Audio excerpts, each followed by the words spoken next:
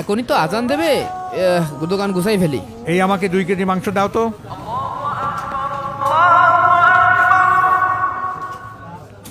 এখন তো মাংস দিতে পারবো না নে, মাংস হবে না নে। কেন মাংস দিতে পারবে না কেন? আমি কি তোমার কাছে মাগনা নিতে এসেছি? 2 কেজি মাংস মাপো। চাচা, আমার কাছ থেকে মাংস নিতে হলে একটু অপেক্ষা করতে হবে। ও কি বলে, কাস্টমারের বলে অপেক্ষা করতে হবে? চাচা একটু অপেক্ষা করেন, এখন তো আজান দিচ্ছে, আমি নামাজটা পড়ে এসেই আপনাকে মাংসটা দিচ্ছি। আগে আমাকে 2 কেজি মাংস দিয়ে দাও। মাংস দিতে তোর সময় বেশি লাগবে না। না কাকা, এখন আমি আপনাকে মাংস দিতে পারবো না। মাংস দিতে গেলে ওইদিকে জামাত মিস হয়ে যাবে না। তুমি কেমন দোকানদার, আমাকে মাংস না দিয়ে নামাজ পড়তে যাচ্ছ? আমাকে 2 কেজি মাংস মেপে দাও। আপনার যদি এতই তাড়া থাকে এই পাশের দোকান থেকে নিয়ে নেন। ও কাকা, এদিকে আসেন, আমার কাছে ভালো মাংস আছে। কয় কেজি নেবেন? 2 কেজি। আপনার এই একটা বড় রানের তে 2 কেজি গোশ দিয়ে দিচ্ছি, আপনি নেন। এই বড় রানের তেই দিই আপনার, নেন। এ কেমন দোকানদার, আমাকে মাংস না দিয়ে নামাজ পড়তে যাচ্ছে? কাকা, ওর কাছে ভালো গোশ নেই, বুঝেছেন? ওই জন্যই গোশ দিয়ে ও নামাজে চলে গিয়েছে। আমি আপনার দিচ্ছি, যা লাগবে আমার কাছে আসবেন, আমি আপনার সব থেকে ভালো গোশ দেবো। নেন, কটুক নেবেন তাই বলে। 2 কেজি। আচ্ছা 2 কেজি দেবো, নেন। এই নেন কাকা, এই নাও তোমার টাকা। ভালো হলে আবার আসবেন হ্যাঁ, আমার দোকানে আসবো। কাকা। এই, হ্যাঁ, তোর কি বেচা কিনা করার কোনো ইচ্ছা নেই? এত মাল ফেলাই থিয়ে তুই জামাতে নামাজ পড়তে চলে গেলি। নামাজ তো জামাতের পরে পড়া যেত। ভাই আমার ওই জামাতে নামাজ না পড়লেই মনের ভিতরে শান্তি লাগে না। বিরাট হাজি সাহেব, জামাতে ছাড়া নামাজ পড়ে না। টাকার গোস্ত ফেলাই থিয়ে তুই জামাতে নামাজ পড়তে গিয়েছ। খুব হাজি সাহেব হয়েছো তুমি, তাই না?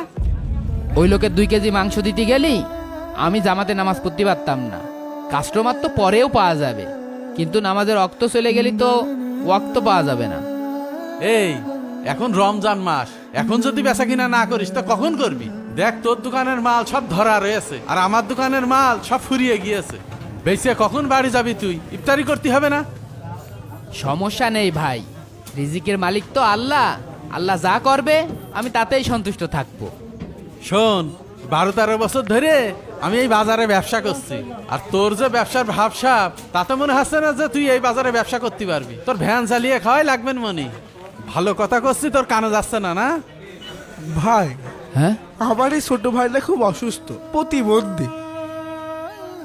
এর চিকিৎসা করার জন্য কিছু সাহায্য করেন ভাই। এই টাকাটা রাখো। বেচা কিনা করার মুরদ নেই, মানে ভিক্ষা দেওয়ার মুরদ আছে না? আল্লাহ আপনার ব্যবসায় বরকত দান করুক ভাই। থাকেন ভাই। এরাম চলতে থাকলি ব্যবসা লাটে উঠবে না। বিরাট হুজুর হয়েছো না? হ্যাঁ, তোর মতন আমি বহুত ব্যবসায়ী দেখেছি, 2 দিন ব্যবসা করে 3 দিনের দিন চটিপটি নিয়ে বাড়ি কেটে বেরিয়েছে। ভাই, এই খাসির গোশ কত টাকা কেজি? খাসির গোশ 1050 টাকা কেজি। ভাই, এটা কথা বলবো? বলেন। আমার মা রোজা রয়েছে তো, তা সে আবার গরুর গোশ খায় না। তা কইলো যে হাটের তে যদি 1 পোয়া খাসির গোশ হয় তাহলে কিনে নিয়ে আসিস। তা 1 পোয়া খাসির গোশ দেওয়া যাবে না? 1 পোয়া নেবেন? আমার মা খাতি চাচ্ছিল। 1 পোয়া তো দেয়াই কষ্ট। আচ্ছা দিচ্ছি। এখান থেকে কাইটে দেবো নাকি কি যে করি? ও, এই পাশেই তো 1 পোয়া গোশ রয়েছে, এটা দেন। হুম। এই নেন ভাই আপনার টাকা। আসি ভাই। ঠিক আছে ভাই। শোন, তোর এই 1 পোয়া হাফ কেজি করেই গোশ বেচা লাগবে না। এর বেশি তুই বেচতে পারবি না। না পারলি ওখানে পাটি বেড়ে শুয়ে মাছি মার, বুঝেছিস? আমার বেচা কিনা হয়ে গেছে, আমি চললাম। এখনো 30 কেজি মাংস বিক্রি করতে হবে। এদিকে সন্ধে হয়ে যাচ্ছে, কি যে করি, আল্লাহ আল্লাহ। এই ভাই, হ্যাঁ, মাংস কত করে বেচছেন? মাত্র ভাই 1050 টাকা করে বিক্রি করছি। একটু কম হবে না ভাই? আমি এই সবগুলো নিতাম, আমার ইফতারি পাইতেছে তো। আপনার এখানে কতটুকু মাংস হবে না? এই সব মিলে 30 কেজি মতো হবে না ভাই। 30 কেজি না? আচ্ছা, আমার ওরকমই লাগবে। 2-1 কেজি বেশি হোক, সমস্যা নেই, ওইটা বাসায় খাওয়া যাবে। আপনি হচ্ছে যে তাইলে মাংস কাটা কেটে দেন, আর 50 টাকা করে কম নিয়ে নেন, সমান 1000 টাকা করে নেবেন, হবে? আচ্ছা ঠিক আছে, 1000 টাকা করে দিয়ে নেন। এই যে আপনি অ্যাডভান্স রাখেন, আমার কিছু বাজার আছে, আমি বাজারটা করে নিয়ে আসি। আপনি এই যে এখানে 2000 টাকা আছে রাখেন, মাংসগুলো কাটেন, আমি ঘন্টাখানিকের মধ্যে আসছি। হ্যাঁ ভাই, একটু তাড়াতাড়ি রেডি করে রেখেন, হ্যাঁ আমার আবার সময় হয়ে যাচ্ছে তো। আচ্ছা ভাই আপনি মাংস ঠিক কাটেন, আছে ভাই, আমি মাংস কেটে রাখছি। আল্লাহ, তোমার দরবারে হাজারো হাজারো শুক্রিয়া আল্লাহ, গোশগুলো বিক্রি হয়ে গেল, খুব টেনশন করছিলাম আল্লাহ। উহ, কি দাঁড়া দাঁড়া দাঁড়া দাঁড়া দাঁড়া, কোনে যাচ্ছিস? ভাই ওই যে আসরের আজান দিয়েছে, তাই নামাজ পড়তে যাচ্ছি। আবার নামাজ পড়তে যাচ্ছিস? তোর আর দোকানদারি করে খাওয়া লাগবে না নে। না করে ভালো একটা মসজিদ দেখে মুয়াজ্জিনের দায়িত্বটা নে, 5 বার আজান দিবি আর 5 বার নামাজ পড়বি।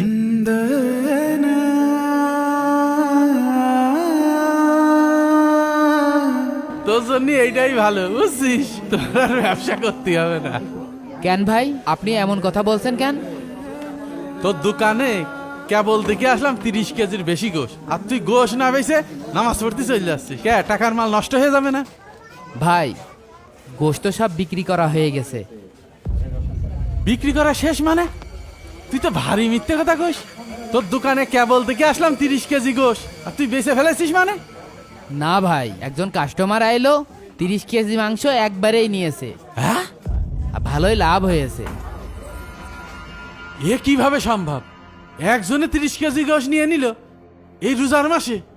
ভাই, আল্লাহ চাইলে সব সম্ভব। তিনিই তো রিজিক দাতা, তিনিই তো ব্যবসায় বরকত দাতা।